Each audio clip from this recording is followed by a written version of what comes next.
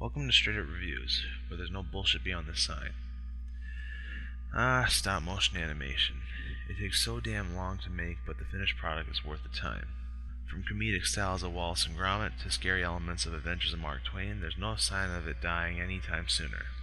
Case in point, Coraline. Based off the novella by Neil Gaiman, and directed by Harry Selig of Nightmare Before Christmas fame, this timeless movie was the first stop-motion 3D movie, which was later used in the Nightmares 3D re-release. When I first heard about this movie, I was not sure what to expect.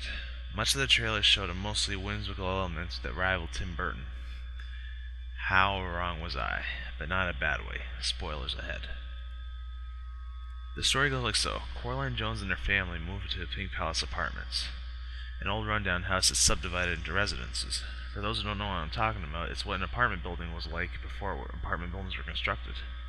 Coraline has one problem, as her parents are too busy working on a gardening catalog to pay attention to her. Out of boredom, she explores the house and discovers a small door which leads her to another world. Said world is inhabited by people known as the Others, who look like everyday people Coraline met during her stay, but have vast differences, specifically doll-like buttons where their eyes should be. Among them, Coraline meets her other mother and father, who spoil her relentlessly and are more caring to her than her real parents. This would pretty much seem like the perfect world for a child, but not all is what it seems. For Coraline discovers that in order to stay, she has to sew buttons over her eyes, one of many things later on that clue her to something fishy. She also discovers a horrifying truth that not only surrounds her newfound world, but also about their mother. When I first watched it, I expected it to be sort of whimsical Aesop, but further watching shows none of the sort.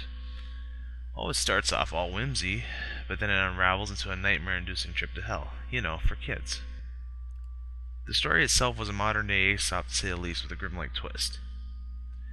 The characters in both worlds are colorful in both artistry and personality. My personal favorite is real-world Bobinski, the Russian acrobat, for his graceful skill and hammy delivery. The animation itself was one of a kind, mixing stop-motion animation with 3D shooting.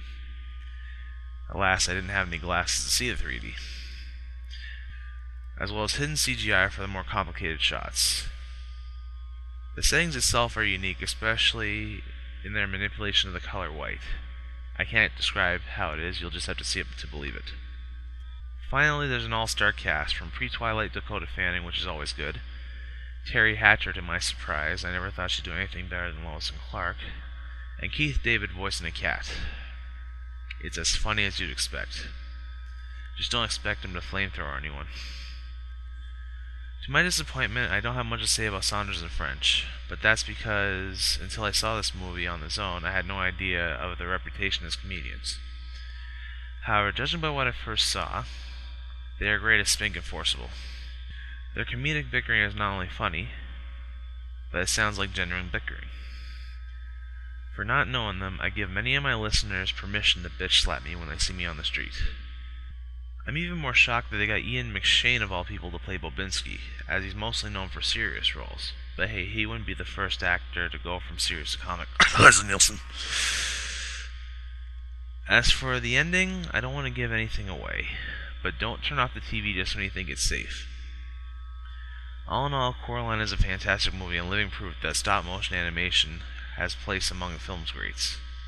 As usual, debate, argue, and let me know what I missed. Stay tuned for more. I wonder if maybe Miyazaki was a victim of Other Mother. It may not be a button, but it was still a doll's eye nonetheless. It does see things that should remain unseen, and she probably got out before the other eye could be put in.